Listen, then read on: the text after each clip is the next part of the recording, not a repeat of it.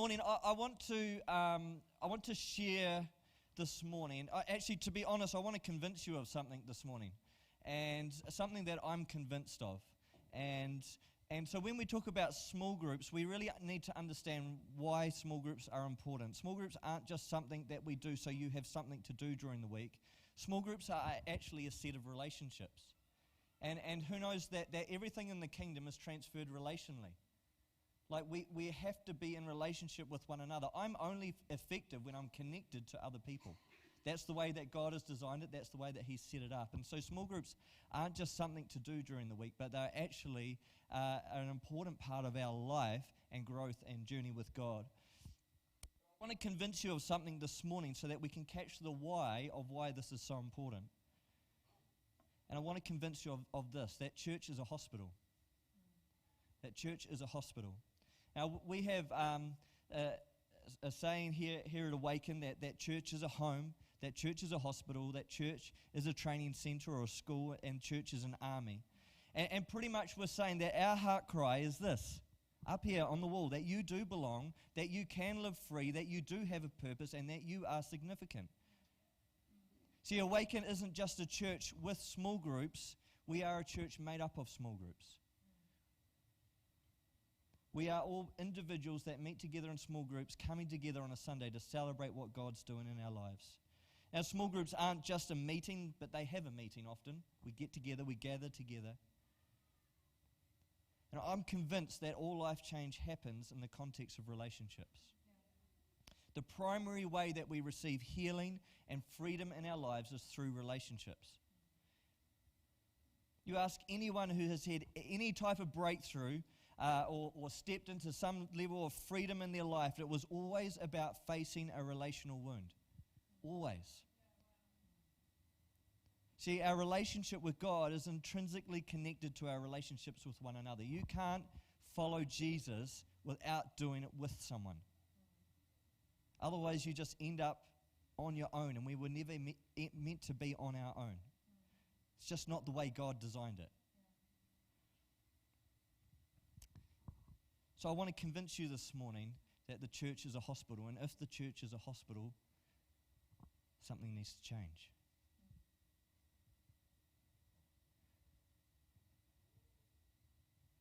I want to take a minute to look at the prodigal son story, which Jacqueline mentioned the other week, and sort of unpack some stuff from there. Is that cool?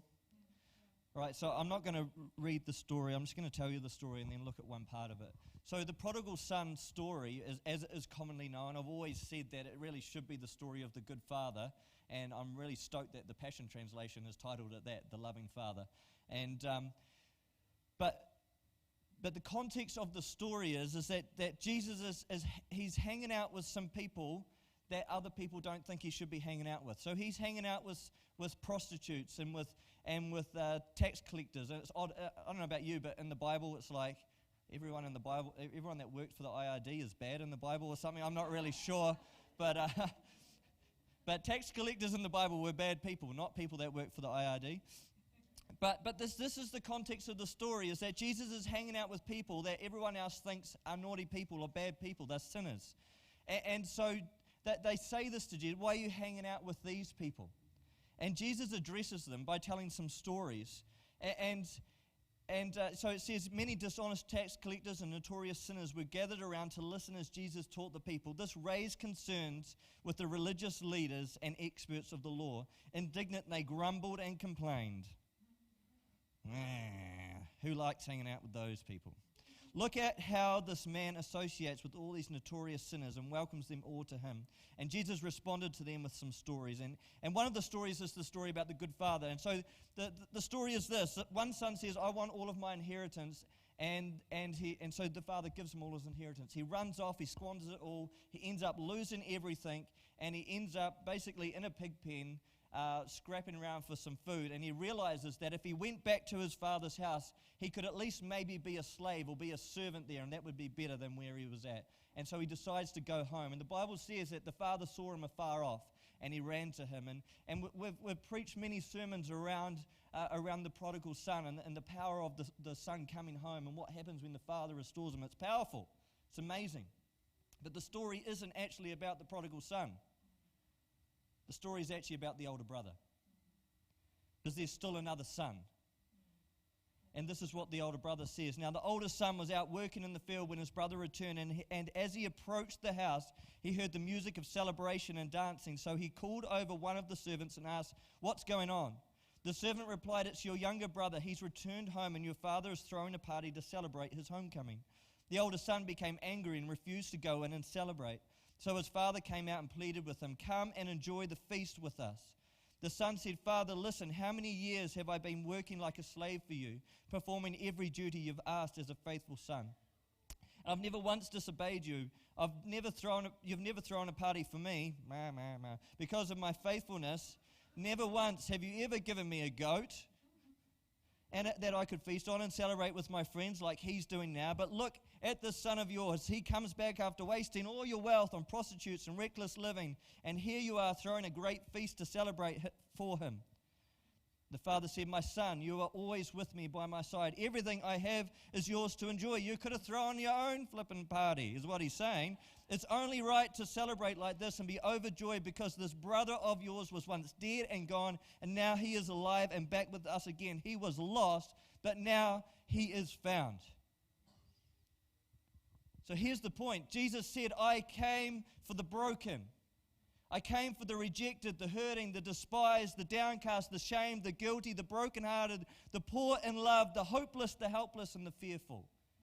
That's who Jesus said he would come for. And then he said to his church, us, you and me, he said, "Just as the Father sent me, now I send you."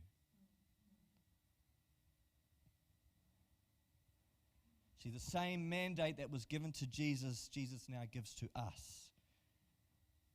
And the older brother doesn't like it.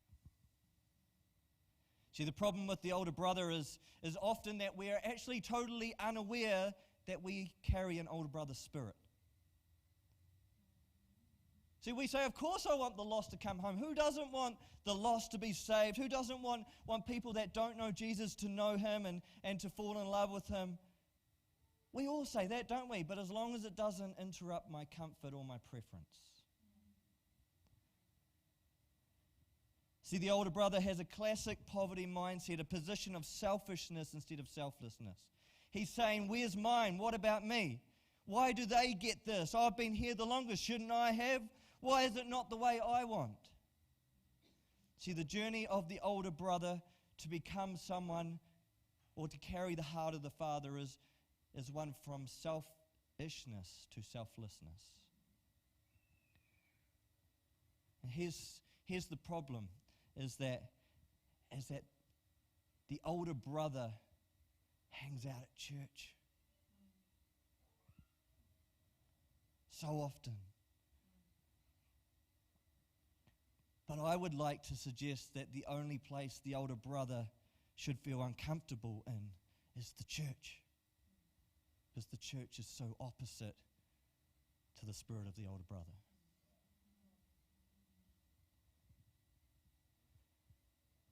See, there's some classic older brotherisms. I hear them all the time. "I'm just not getting spiritually fed here." Open your Bible. Those young people, I used to hear that one a lot when I was a youth pastor. "Well, I didn't get anything today out of today's service." Great, it wasn't for you. Why are they allowed to do that? Did you hear about so-and-so? "I don't like the songs."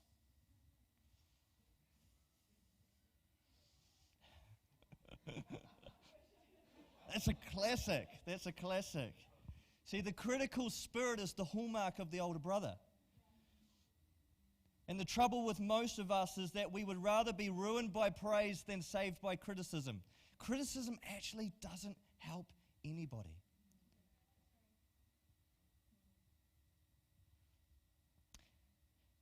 See, here at Awaken, we sing songs that simply declare the simplicity of the gospel. That Jesus would leave the 99 to come after you. And he's recklessly pursuing you. Why? Because people need to hear simple hope. When they come into the church, which is a hospital, they don't need to hear deep theological arguments. They need to hear that there is a God that loves them, and that they belong, and that they can live free, and that they do have a purpose, and that they are significant in the kingdom. The church is a hospital, my friends. See, I have literally had many times on the same Sunday have one person say, I hated that song.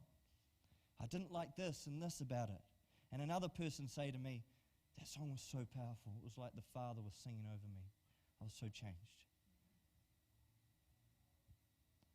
Come on, people are literally dying for lack of hope, and we are getting antsy about an hour and a half representation of the church. So who knows that the church isn't a service, yeah? We have a service, but the church isn't a service.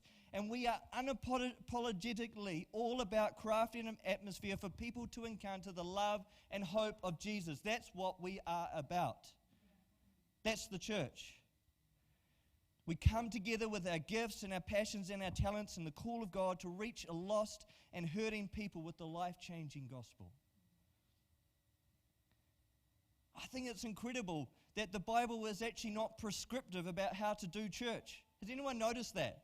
There isn't like, church services should look like this from the letter of Paul. Or, you know, like 2 songs here and blah, blah, blah. That's actually, the Bible has no prescription on how to do church. Why is that? Because we were never meant to do church. We are the church. We have a gathering of God's people, and it should be the greatest expression of His heart. A place where we can stretch our arms wide to the community and say, come, taste and see that the Lord is good. You'll see it in us, you'll see it on us, you'll see it all over us, because we're God's children. But what is prescriptive in the Bible, however, is God's vision. Yeah? God's vision is prescriptive, and it's also the church's mission.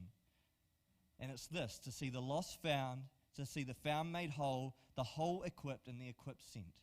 That's God's vision. But here's a very real truth. If you try and get your needs met on a Sunday morning, you will be shockingly underwhelmed. Shockingly underwhelmed. Has anyone noticed that you can be overwhelmed and underwhelmed, but not whelmed? Anyone else notice that? Like, what's up with that? What does it mean to be whelmed? I don't know. I love this story by Max Lucado, and he talks about when he went fishing, and I've shared it a few times, but for the sake of those that haven't heard it, he talks about going fishing as a youngster and how they just didn't end up managing to go fishing, and it was raining and hailing and all sorts of weather, and they were stuck inside with his family.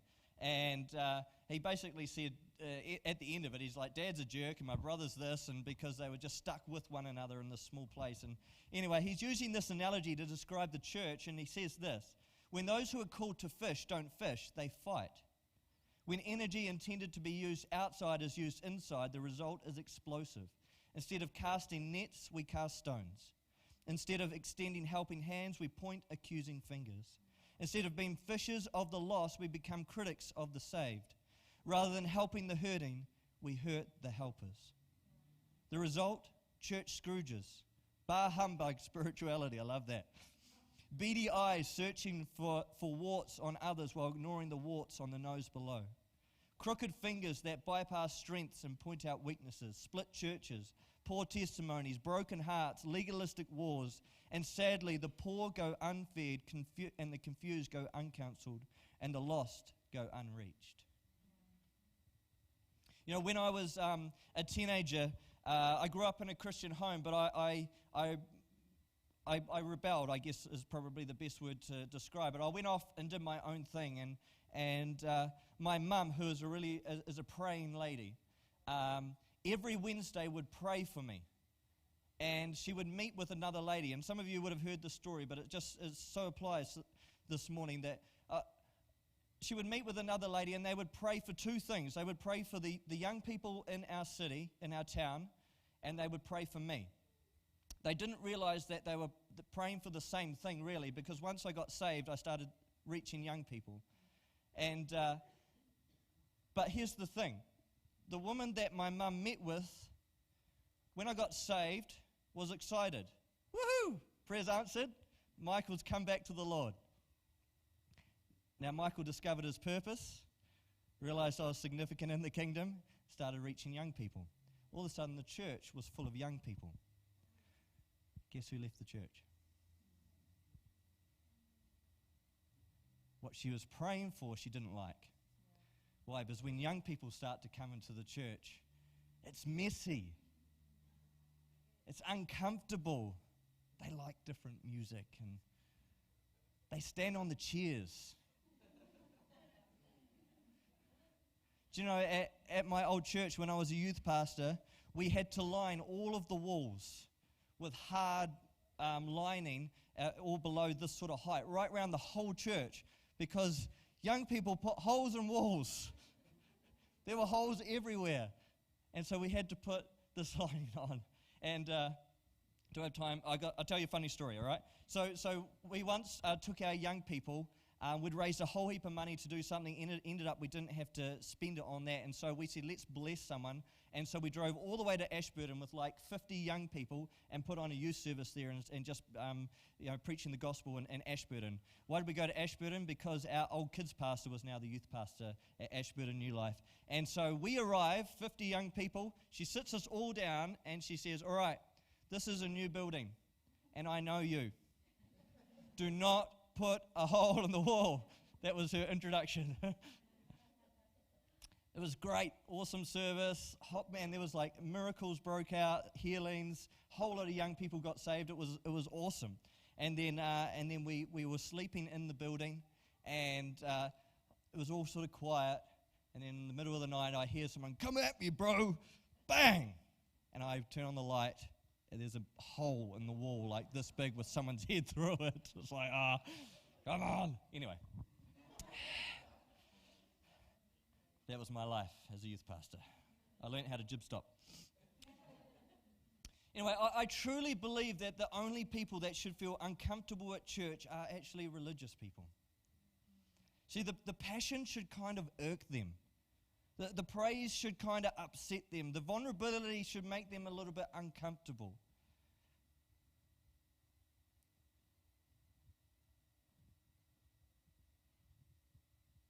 Because church is a hospital. It's a place where we should be vulnerable. It's a place where you do belong. Where we welcome the hurting. We embrace the broken. I want to watch a short video. If we can roll that, that'd be great. Are we ready to go? I should have given you a warning, eh? Here we go.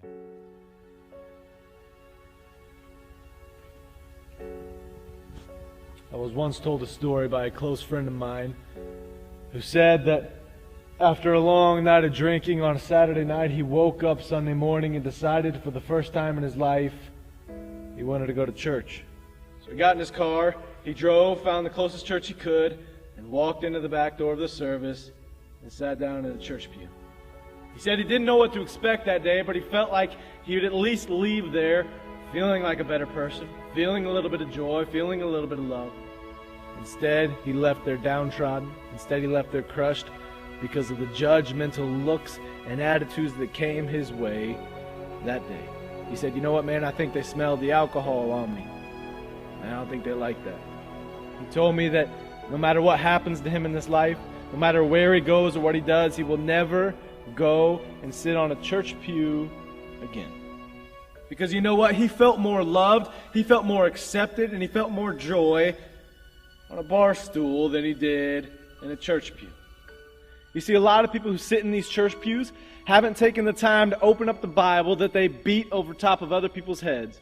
Because if they did open up that Bible, they would see a Jesus Christ that lived completely different than they do now. They would see a Jesus Christ who came into this world and hung out with drunkards, who hung out with prostitutes, who hung out with tax collectors. They would see a Jesus Christ who said, "I come not to save the self-righteous, those who think they have it figured out, those religious people who sit on their high horse and act like they are better than everyone else. No, I came to save those who are in need of a physician. I came to save sinners because I love sinners." We are supposed to mirror Jesus Christ as followers of Him. And in doing so, we are supposed to show love to the rest of the world. Jesus Christ said, "They will know you by your love." He didn't say they'll know you by your judgmental looks, by your judgmental attitudes, by this thought process that you are enlightened and they aren't. They will not know you by your hatred. They will not know you by your condescending looks towards them or the Bible beating over their heads. He never said any of that stuff. He said they will know you by your love. Where's the love? You see, our generation can be different. Our generation can set a new standard. Our generation can say that whether we sit in a church pew or whether we sit on a bar stool, we're going to treat each other with love and respect. We don't have to make the same mistakes that those people who came before us made. No, we do not. We can show each other love. Because at the end of the day, we are all in need of love. The love of Jesus Christ came here and died for sinners. And you know where the sinners are at? The sinners are on the bar stool. The sinners are on the church pew. We are all sinners. And we're all in need of the love of Jesus Christ. There has to come a time where we stop seeing each other by the places that we sit, and we start seeing each other for the people we are. Because after all, we're just people. People in need of love.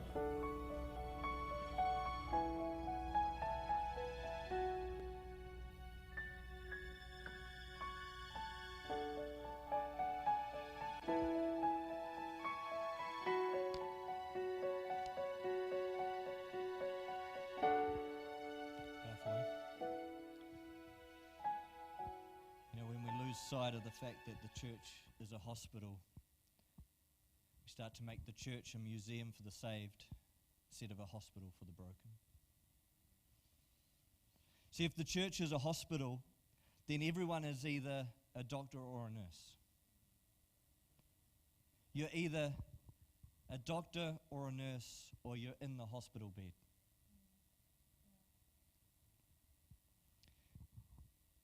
But could I suggest that no matter how mature you are, that we all at times need to get into the bed.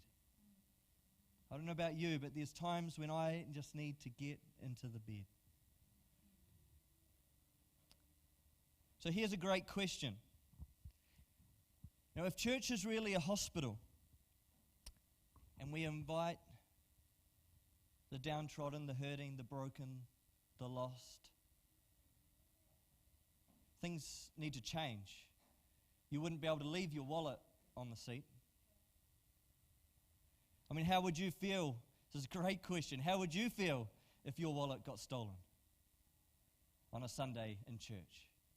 How would you feel if your property was damaged or if something was stolen from you? See, we should expect that. We should expect that.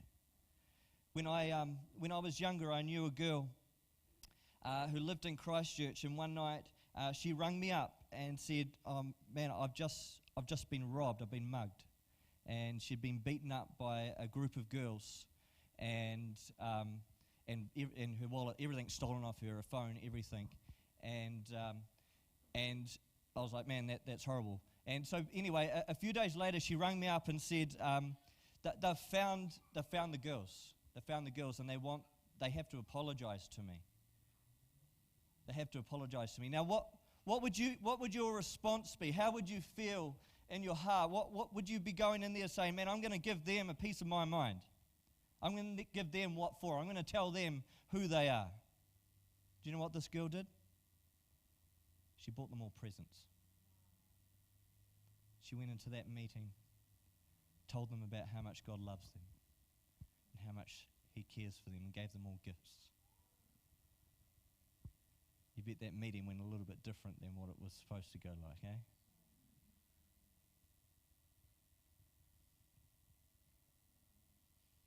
See, we have to become comfortable with being uncomfortable. So the normal Christian life is actually not comfortable. We should expect it to cost us. It will cost you something to love people. See, hurting people don't just need us for an hour and a half on a Sunday. They need us when it's inconvenient, when it's uncomfortable. See, the normal Spirit-filled Christian life no longer lives for themselves, but for others. Love and generosity is now a part of our nature.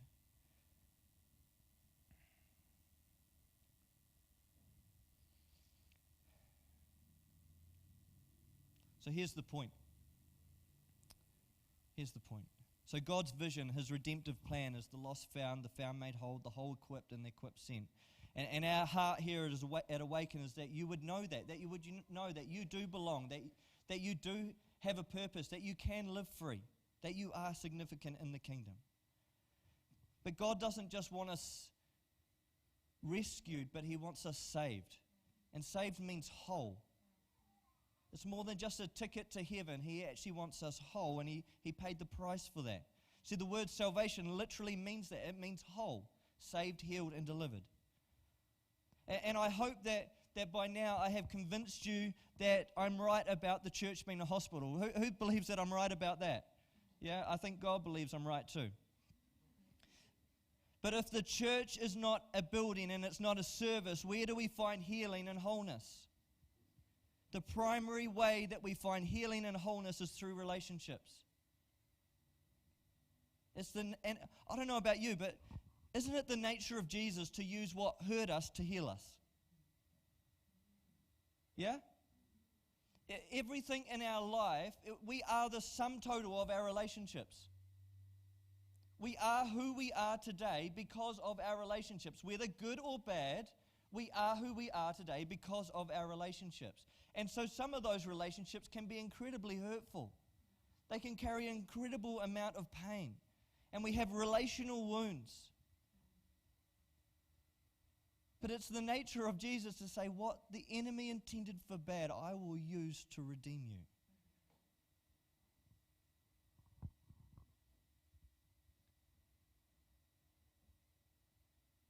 So every small group is a hospital bed in the hospital.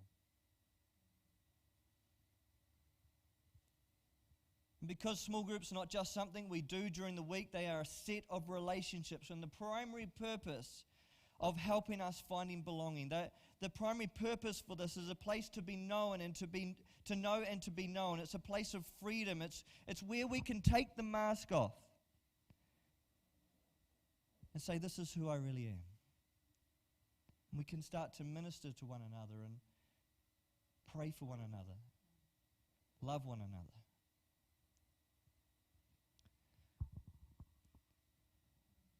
Warren, if you could come, that would be great.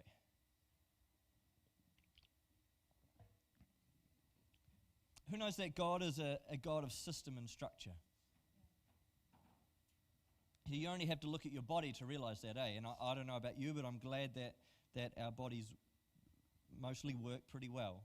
And I'm glad that He's a God of system and structure. So when we say the church is a home, we believe wholeheartedly that Jesus accepts everyone just as you are. You don't need to tidy yourself up, sort anything else out. Jesus accepts us. But who knows that if the church is also a hospital, that means that Jesus not only loves us just as we are, but He loves us too much to leave us as we are. And that's God's grace, His empowering grace. So God's system is that He empowers us. We're empowered by grace to love the unlovable, to forgive the unforgivable, to touch the untouchable. We are empowered. So God's system for bringing healing into our lives is when we carry one another's burdens. See, we get forgiveness from God and healing from God's people.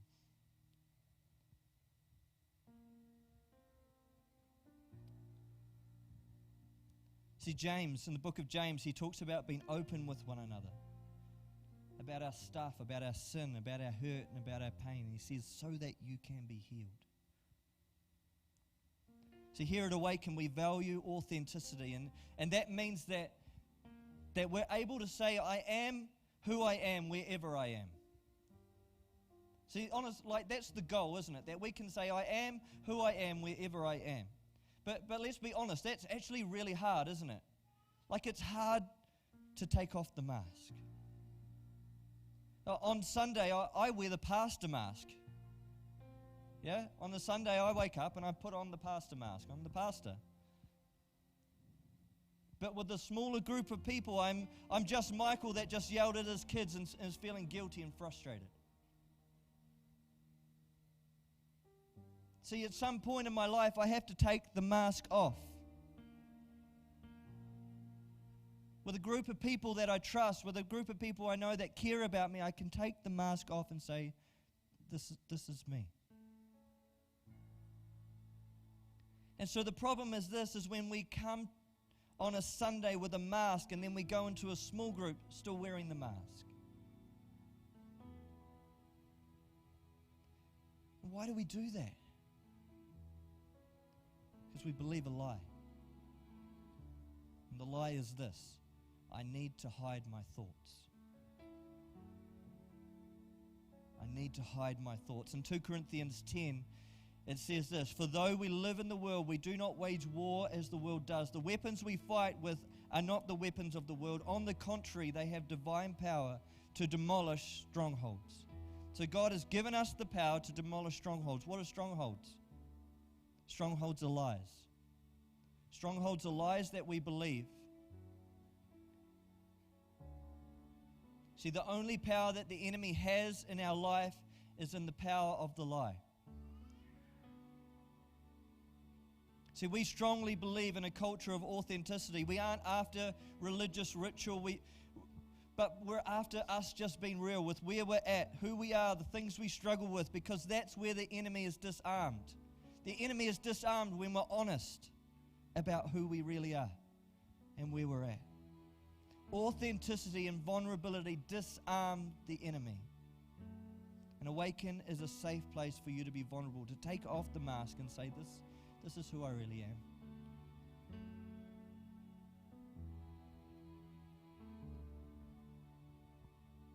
See, we believe that everyone needs to know that they belong.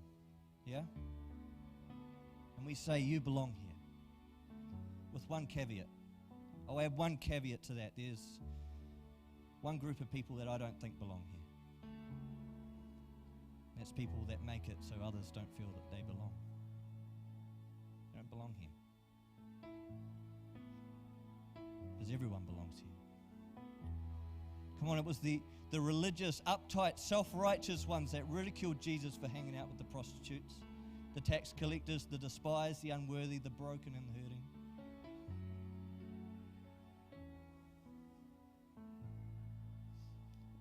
So if the lie is I have to hide my thoughts, what's the truth?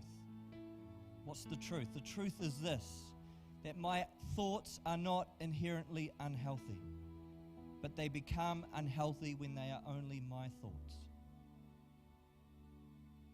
My thoughts are only dangerous when I keep them to myself. So I want to say to you this morning, I dare you to get in a small group and take the mask off and say, this is who I really am.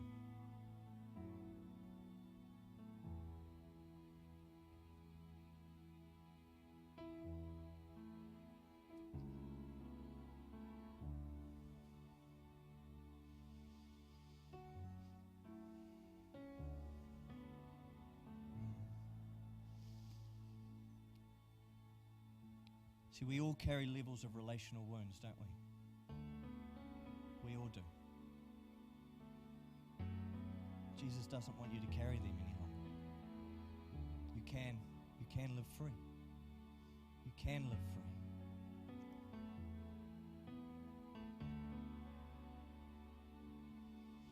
In James 5 verse 16 it says, confess and acknowledge how you have offended one another, and then pray for one another to be instantly healed. Confess and acknowledge how you have offended one another, then pray for one another to be instantly healed. For tremendous power is released through the passionate, heartfelt prayer of a godly believer. Come on, healing can only come when we're vulnerable enough to say, this is who I am. This is what's happened to me. This is the hurt I carry. This is the pain I carry.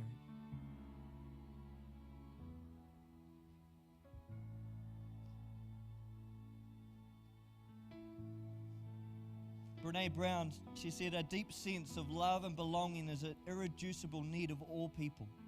We are biologically, cognitively, physically, and spiritually wired to love, to be loved, and to belong. And when those needs are not met, we don't function as we were meant to. We break, we fall apart, we numb, we ache, we hurt others, and we get sick. She also said that vulnerability is about showing up and being seen. It's tough to do that when we're terrified about what people might see or think. It's turning up, and it might take a few weeks, might take a few months, but at some point we can take the mask off and say, this is me. Be brave. I dare you.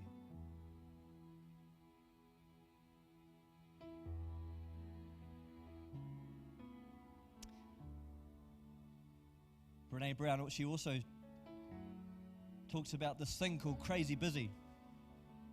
Anyone crazy busy here? Crazy busy. Crazy busy. She says it's great armor. Crazy busy. It's a great way for numbing. What a lot of us do is that we stay so busy and so out in front of our life that the truth of how we're feeling and what we really need can't catch up with us. Crazy busy.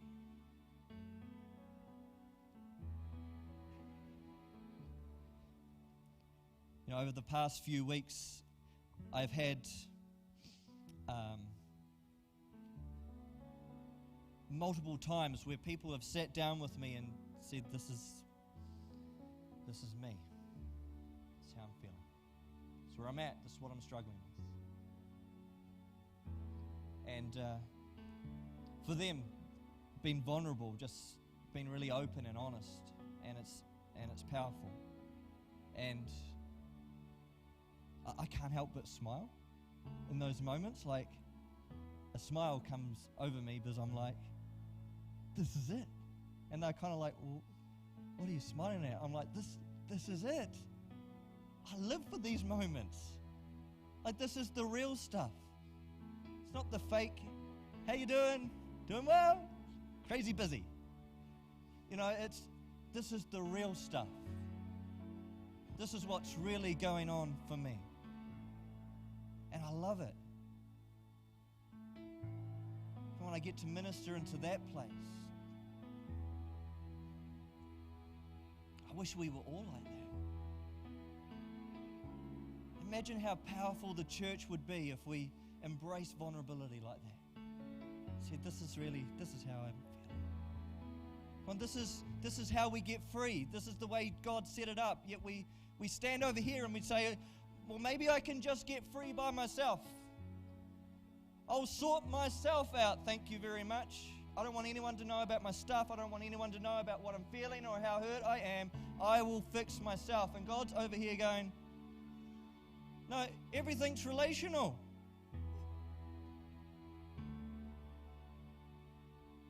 And so we stand over here not realizing that we're living and trying to get something from God in a way that He never set it up.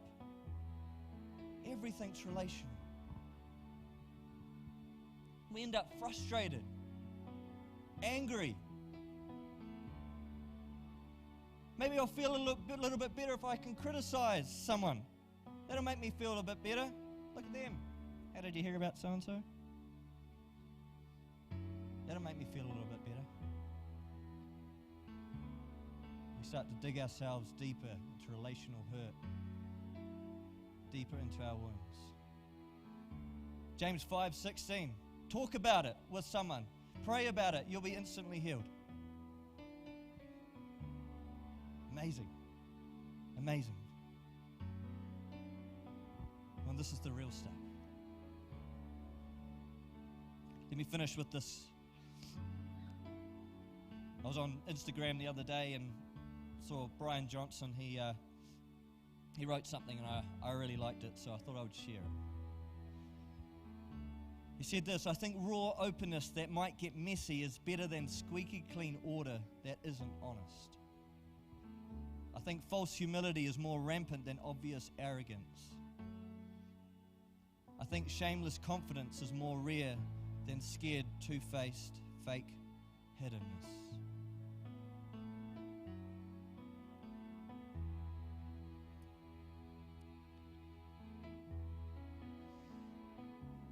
Where are you at? How's your soul? Have you been honest?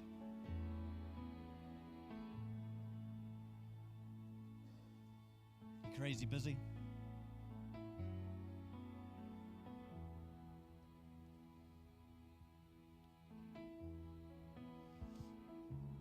Come on,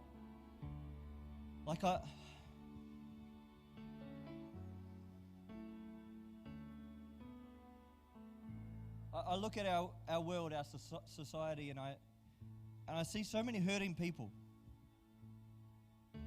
So many.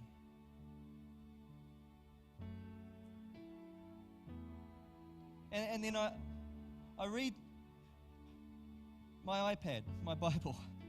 I don't have my actual Bible here today, but and I see hope.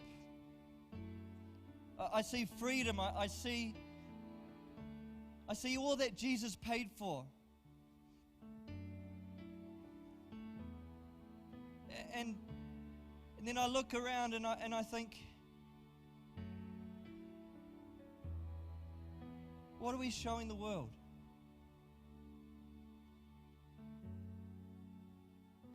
What are we showing the world? Ephesians 1:23 says that God will put His power inside of us as an advertisement to the world. What are our lives showing the world? This isn't about us being better or trying harder. It's actually the opposite. It's actually about us giving up, trying, and realizing that it's only Jesus. He is the only one that can rescue us. He is the only one that can bring true hope. I don't know about you, but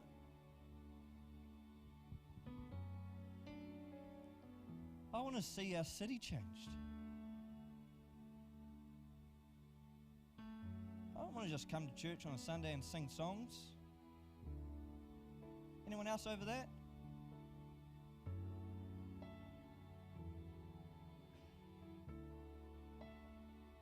It's time to get real, I think.